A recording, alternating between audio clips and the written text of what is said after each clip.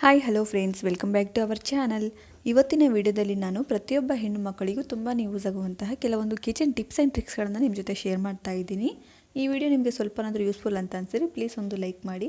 ಮೊದಲನೇ ಟಿಪ್ ಬಂದು ನೋಡಿ, ಈ ಥರ ಬಟ್ಟೆ ಕ್ಲಿಪ್ ಇರುತ್ತೆ ಅಲ್ವಾ, ಇದನ್ನು ನಾವು ಬಟ್ಟೆ ಒಣಗಕ್ಕಷ್ಟೇ ಅಲ್ಲದೆ ಕಿಚನಲ್ಲಿ ಕೂಡ ತುಂಬ ಚೆನ್ನಾಗಿ ಯೂಸ್ ಮಾಡ್ಕೋಬೋದು.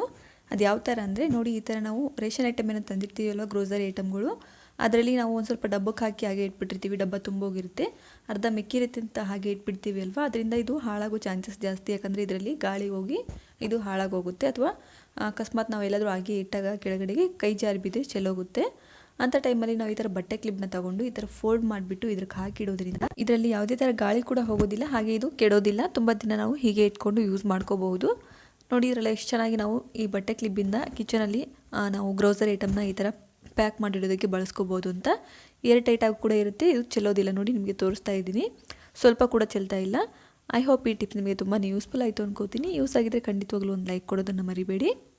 ಇನ್ನು ಎರಡನೇ ಟಿಪ್ ಬಂದು ನೋಡಿ, ಈ ಥರ ಇಯರ್ಫೋನ್ನ ಎಲ್ಲರೂ ಯೂಸ್ ಮಾಡ್ತಾ ಇರ್ತೀವಿ ಅಲ್ವಾ, ಎಲ್ಲಾದರೂ ಜರ್ನಿ ಮಾಡಬೇಕು ಅಂತ ಅಂದರೂ ಕೂಡ ನಾವು ಇಯರ್ಫೋನ್ನ ತೊಗೊಂಡು ಹೋಗ್ತಾ ಇರ್ತೀವಿ. ಆದರೆ ನಾವು ಇದನ್ನ ಈ ಥರನೇ ಬ್ಯಾಗಲ್ಲಿ ಇಟ್ಕೊಳ್ಳೋದ್ರಿಂದ ಇದು ಹಾಳಾಗೋ ಚಾನ್ಸಸ್ ಜಾಸ್ತಿ. ಯಾಕಂದರೆ ನಾವು ಬ್ಯಾಗಲ್ಲಿ ಯಾವಾಗವಾಗ ಕೈ ಹಾಕ್ತಾ ಇರ್ತೀವಿ ಅಲ್ವಾ ಏನಾದರೂ ತಗೊಳ್ಳೋಕ್ಕೆ, ಅದ್ರ ಜೊತೆಗೆ ಇದು ಕೂಡ ಹಾಳಾಗೋಗುತ್ತೆ. ಅದಕ್ಕೋಸ್ಕರ ಈ ಥರ ಒಂದು ಬಟ್ಟೆ ಕ್ಲಿಪ್ನ ತೊಗೊಂಡು ಈ ಥರ ಇದಕ್ಕೆ ಸುತ್ತಿ ನಾವು ಇಟ್ಕೊಳ್ಳೋದ್ರಿಂದ ಯಾವುದೇ ಥರ ಹಾಳಾಗೋದಿಲ್ಲ. ಹಾಗೆ ನಮಗೆ ಬೇಕು ಅಂದಾಗ ಸಡನ್ನಾಗಿ ಇದು ಕೈಗೆ ಸಿಗುತ್ತೆ. ನೋಡಿ, ಈ ಥರ ಚೆನ್ನಾಗಿ ಸುತ್ತಬಿಟ್ಟು ಇದ್ರ ಎಂಡನ್ನು ಕೂಡ ನಾವು ಇಲ್ಲಿ ಇದರೊಳಗಡೆ ಫಿಕ್ಸ್ ಮಾಡ್ಕೋಬೇಕಾಗುತ್ತೆ. ನೋಡಿ, ಈ ಥರ ಓಪನ್ ಮಾಡಿ ಈ ಥರ ಫಿಕ್ಸ್ ಮಾಡಿ ಇಟ್ಕೊಳ್ಳೋದ್ರಿಂದ ತುಂಬ ಚೆನ್ನಾಗಿ ಆರ್ಗನೈಸ್ ಆಗಿರುತ್ತೆ, ಹಾಗೆ ನಮಗೆ ಬೇಕು ಅಂದಾಗ ಸಡನ್ನಾಗಿ ಸಿಗುತ್ತೆ. ಇನ್ನು ನೆಕ್ಸ್ಟ್ ಟಿಪ್ ಬಂದು ನೋಡಿ, ಈ ಥರ ಚಿಕ್ಕ ಚಿಕ್ಕ ಇಯರಿಂಗ್ಸ್ ಇರುತ್ತೆ ಅಲ್ವಾ, ನಾವು ಡೈಲಿ ಯೂಸ್ ಮಾಡ್ತಾ ಇರ್ತೀವಿ, ಚಿಕ್ಕ ಚಿಕ್ಕದಾಗಿರುತ್ತೆ. ಅದು ನಮಗೆ ಸಡನ್ನಾಗಿ ಬೇಕು ಅಂದಾಗ ಇದ್ರಲ್ಲಿ ಸಿಗೋದಿಲ್ಲ, ಎಲ್ಲ ಒಂದು ಡಬ್ಬದಲ್ಲಿ ಹಾಕಿಟ್ಬಿಟ್ಟಿರ್ತೀವಿ. ಅಥವಾ ಇದರಲ್ಲಿ ಸ್ಟೋನ್ ಇರುತ್ತೆ, ನಾವು ಈ ಥರ ಒಂದು ಬಾಕ್ಸಲ್ಲಿ ಈ ಥರ ಹಾಕಿಡೋದ್ರಿಂದ ಸ್ಟೋನ್ ಕೂಡ ಉದುರೋ ಚಾನ್ಸಸ್ ಇರುತ್ತೆ. ಅದ್ರ ಬದಲು ನಾವು ಈ ಥರ ವೆಡ್ಡಿಂಗ್ ಕಾರ್ಡ್ ಇರುತ್ತೆ ಅಲ್ವಾ, ಇದನ್ನು ಯೂಸ್ ಮಾಡಿಕೊಂಡು ನಾವು ತುಂಬ ಚೆನ್ನಾಗಿ ಆರ್ಗನೈಸ್ ಮಾಡಿ ಇಟ್ಕೊಳ್ಬಹುದು. ಅದು ಯಾವ ರೀತಿ ಅಂತ ನಿಮಗೆ ತೋರಿಸ್ಕೊಡ್ತೀನಿ. ಇದು ಸ್ವಲ್ಪ ಥಿಕ್ನೆಸ್ ಆಗಿರುತ್ತೆ ಅಲ್ವಾ, ಇದಕ್ಕೋಸ್ಕರ ವೆಡ್ಡಿಂಗ್ ಕಾರ್ಡ್ನ ತೊಗೊಂಡು ಈ ಥರ ಚಿಕ್ಕ ಚಿಕ್ಕ ಪೀಸಾಗಿ ಕಟ್ ಮಾಡ್ಕೋಬೇಕು. ನಮ್ಮ ಇಯರಿಂಗ್ಸ್ ತಕ್ಕ ಹಾಗೆ ನಾವು ಕಟ್ ಮಾಡಿಕೊಂಡು ನಮ್ಮ ಇಯರಿಂಗ್ಸ್ನ ನಾವು ಇದಕ್ಕೆ ಫಿಕ್ಸ್ ಮಾಡ್ಕೋಬೋದು. ನೋಡಿ, ಈ ಥರ ಹಾಕಿ ಇಟ್ಕೊಳ್ಳೋದ್ರಿಂದ ನಮಗೆ ಸಡನ್ನಾಗಿ ಬೇಕು ಅಂದಾಗ ನಮಗೆ ಇಯರಿಂಗ್ಸ್ಗಳು ಸಿಗುತ್ತೆ. ಅದರ ಜೊತೆಗೆ ನಮ್ಮ ಇಯರಿಂಗ್ಸ್ ಕೂಡ ಹಾಳಾಗೋದಿಲ್ಲ. ನೋಡಿ, ಈ ಥರ ಎಲ್ಲ ಇಯರಿಂಗ್ಸ್ನು ಈ ಥರ ನಾವು ಆರ್ಗನೈಸ್ ಮಾಡಿ ಇಟ್ಕೊಳ್ಳೋದ್ರಿಂದ ತುಂಬ ಚೆನ್ನಾಗಿ ಕಾಣಿಸುತ್ತೆ. ಹಾಗೆ ಅದ್ರ ಜೊತೆಗೆ ಯಾವುದೇ ಥರ ಸ್ಟೋನ್ ಗೀನು ಉದುರುತ್ತೆ ಅನ್ನೋ ಭಯ ಕೂಡ ಇರೋದಿಲ್ಲ. ನೋಡಿ, ಎಷ್ಟು ಚೆನ್ನಾಗಿ ಕಾಣಿಸ್ತಾ ಇದೆ ಅಲ್ವಾ. ಈ ಟಿಪ್ಸ್ ನಿಮಗೆ ಹೇಗೆ ಅನ್ನಿಸ್ತು ಅಂತ ನನಗೆ ಕಮೆಂಟ್ ಮಾಡಿ ತಿಳಿಸಿ ಫ್ರೆಂಡ್ಸ್. ನಾಲ್ಕನೇ ಟಿಪ್ ಬಂದು ತುಂಬಾ ಯೂಸ್ಫುಲ್ ಆಗಿರೋಂಥ ಟಿಪ್ ಇದು. ಅದರಲ್ಲೂ ಜಾಸ್ತಿ ಸ್ವೆಟ್ ಆಗೋರ್ಗಂತೂ ತುಂಬಾ ಹೆಲ್ಪ್ ಆಗುತ್ತೆ ಈ ಟಿಪ್ಪಿಂದ. ಪ್ರತಿಯೊಬ್ಬರು ಕೂಡ ಸ್ವೆಟ್ ಆಗ್ತಾ ಇರ್ತಾರೆ ಅಲ್ವಾ, ಅದರಲ್ಲೂ ಬೇಸಿಗೆ ಟೈಮಲ್ಲಂತೂ ಸ್ವಲ್ಪ ಸ್ವೆಟ್ ಆಗೋದು ಜಾಸ್ತಿ ಅಂತಲೇ ಹೇಳ್ಬಹುದು. ಅಂಥ ಟೈಮಲ್ಲೂ ಕೂಡ ನಾವು ಈ ಟಿಪ್ಪನ್ನು ಫಾಲೋ ಮಾಡಿ ನೋಡಬಹುದು. ಅದಕ್ಕೋಸ್ಕರ ನಮಗಿಲ್ಲಿ ಬೇಬಿ ಡೈಪರ್ ಬೇಕಾಗುತ್ತೆ. ನೋಡಿ, ಈ ಥರ ಬೇಬಿ ಡೈಪರ್ನ ತೊಗೊಂಡು ನಾವು ಇದರಲ್ಲಿ ಒಂದು ಸ್ವಲ್ಪ ಭಾಗನ ಕಟ್ ಮಾಡ್ಕೋಬೇಕಾಗುತ್ತೆ. ಕೆಲವೊಬ್ಬರಂತೂ ಎಲ್ಲ ಟೈಮಲ್ಲೂ ಸ್ವೆಟ್ ಆಗ್ತಾ ಇರ್ತಾರೆ ಅಲ್ವಾ, ಅಂದರೆ ಬೇಸಿಗೆ ಆಗಿರ್ಬೋದು, ಮಳೆಗಾಲ, ಚಳಿಗಾಲ ಎಲ್ಲ ಟೈಮಲ್ಲೂ ಅವರು ಜಾಸ್ತಿನೇ ಸ್ವೆಟ್ ಆಗ್ತಾ ಇರ್ತಾರೆ. ಅಂಥವ್ರಿಗಂತೂ ಈ ಟಿಪ್ಪಿಂದ ತುಂಬಾ ಹೆಲ್ಪ್ ಆಗುತ್ತೆ. ನೋಡಿ, ಈ ಥರ ಸ್ವಲ್ಪ ಭಾಗನ ಕಟ್ ಮಾಡಿಕೊಂಡು ನಾವು ಜಾಸ್ತಿ ಸ್ವೆಟ್ ಆಗ್ತೀವಲ್ವ ಆ ಜಾಗದಲ್ಲಿ ಈ ಥರ ಡಬಲ್ ಟೇಪಿಂದ ಅಂಟಿಸ್ಕೋಬೇಕಾಗುತ್ತೆ. ನೋಡಿ, ಈ ಥರ ಎರಡು ಸೈಡಲ್ಲಿ ಡಬಲ್ ಟೇಪಿಂದ ಅಂಟಿಸ್ಕೋಬೇಕು.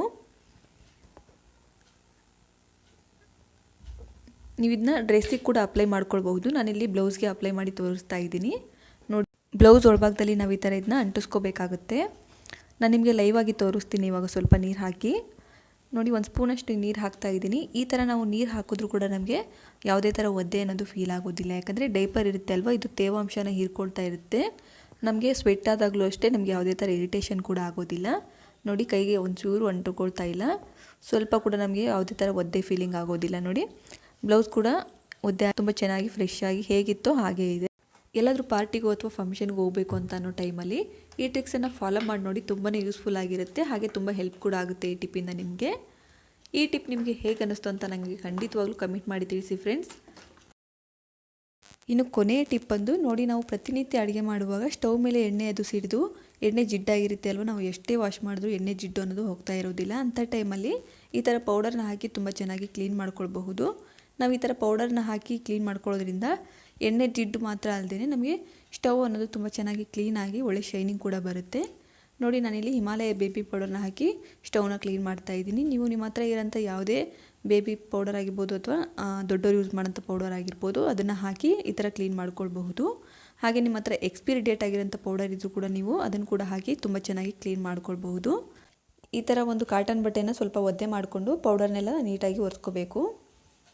ಈ ಥರ ಮಾಡೋದ್ರಿಂದ ಸ್ಟವ್ ತುಂಬ ಚೆನ್ನಾಗಿ ಕ್ಲೀನ್ ಆಗೋದ್ರ ಜೊತೆಗೆ ನಮಗೆ ಒಳ್ಳೆ ಶೈನಿಂಗ್ ಕೂಡ ಬರುತ್ತೆ. ನೋಡಿ, ಎಷ್ಟು ಚೆನ್ನಾಗಿ ಕ್ಲೀನ್ ಆಗಿದೆ ಅಂತ. ಎಣ್ಣೆ ಜಿಡ್ಡು ಅನ್ನೋದು ಸ್ವಲ್ಪ ಕೂಡ ಇಲ್ಲ ನೋಡಿ, ಒಂಚೂರು ಕೂಡ ಎಣ್ಣೆ ಜಿಡ್ಡು ಕೈಗೆ ಅಂಟ್ಕೊಳ್ತಾ ಇಲ್ಲ, ಅಷ್ಟೊಂದು ಚೆನ್ನಾಗಿ ಕ್ಲೀನ್ ಆಗಿದೆ. ಹಾಗೆ ಒಳ್ಳೆ ಶೈನಿಂಗ್ ಕೂಡ ಬಂದಿದೆ. ಐ ಹೋಪ್ ಈ ಟಿಪ್ಸ್ ನಿಮಗೆ ತುಂಬಾ ಯೂಸ್ಫುಲ್ ಆಯಿತು ಅನ್ಕೋತೀನಿ. ಸೊ ಇವತ್ತಿನ ಟಿಪ್ ಇಷ್ಟೇ ಫ್ರೆಂಡ್ಸ್. ಈ ಎಲ್ಲ ಟಿಪ್ಗಳು ನಿಮಗೆ ತುಂಬಾ ಯೂಸ್ಫುಲ್ ಆಗಿದೆ, ಹಾಗೆ ಇಷ್ಟ ಆಗಿದೆ ಅನ್ಕೋತೀನಿ. ಇಷ್ಟ ಆಗಿದ್ರೆ ಪ್ಲೀಸ್ ಒಂದು ಲೈಕ್ ಕೊಡೋದನ್ನು ಮರಿಬೇಡಿ. ಹಾಗೆ ನಿಮ್ಮ ಫ್ರೆಂಡ್ಸ್ ಆ್ಯಂಡ್ ಫ್ಯಾಮಿಲಿಗೂ ಸಹ ಈ ವಿಡಿಯೋವನ್ನು ಶೇರ್ ಮಾಡಿ. ಇನ್ನು ಇದೇ ರೀತಿಯಾದ ಒಳ್ಳೊಳ್ಳೆ ಟಿಪ್ಗಳಿಗಾಗಿ ನನ್ನ ಚಾನಲ್ಗೆ ಸಬ್ಸ್ಕ್ರೈಬ್ ಆಗಿ, ಪಕ್ಕದಲ್ಲಿರೋ ಬೆಲ್ ಬಟನ್ನ ಆಲ್ ಅಂತ ಸೆಲೆಕ್ಟ್ ಮಾಡಿ. ಮತ್ತಷ್ಟು ಹೊಸ ಟಿಪ್ನೊಂದಿಗೆ ಮುಂದಿನ ವಿಡಿಯೋದಲ್ಲಿ ಸಿಗೋಣ. ಅಲ್ಲಿವರೆಗೂ ಟೇಕ್ ಕೇರ್, ಬಾಯ್.